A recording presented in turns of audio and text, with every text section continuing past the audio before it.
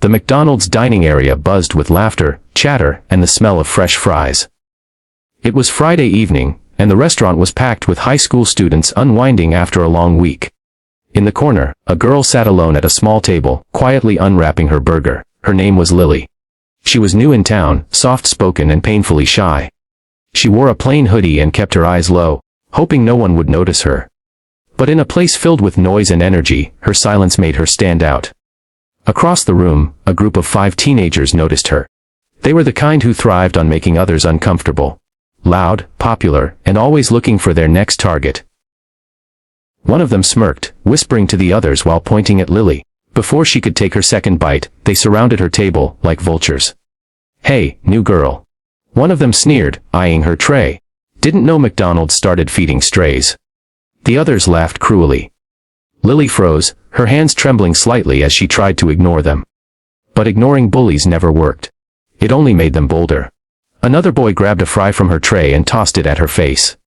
"You too scared to speak, huh? What's the matter? Cat got your tongue?" Her eyes watered, but she kept her lips sealed. Inside, her chest tightened. She had moved to this town to escape the bullying at her old school, yet here it was again. Louder, meaner, more humiliating. Around the restaurant, people watched, but nobody stepped forward. Some shook their heads, others whispered, but no one wanted to get involved.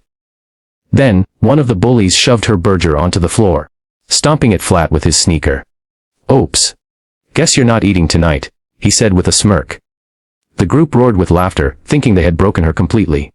For Lily, it was the breaking point. But not in the way they expected. What the bullies didn't know was that Lily wasn't entirely alone.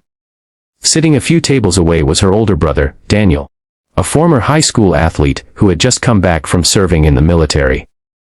He had let Lily sit by herself to give her some independence. But when he saw her food hit the floor and her hands trembling, something inside him snapped. Daniel stood, towering over the group as he walked toward them. The air in the restaurant shifted, people sensed something was about to happen. His voice was calm, but his eyes were sharp. "Pick it up," he said firmly to the boy who stomped on Lily's food. The laughter died immediately. The bully looked up, trying to act tough. "Who do you think you are?" he challenged. Daniel didn't flinch. "I'm her brother. And I'm giving you one chance. Pick it up and apologize." The group exchanged nervous glances. They had strength in numbers, but Daniel's presence carried the weight of someone who had been through real battles. One boy tried to step forward, puffing his chest. "It's just a joke, man. Chill out." Daniel's tone sharpened, his voice cutting through the room like a blade. Humiliating someone isn't a joke.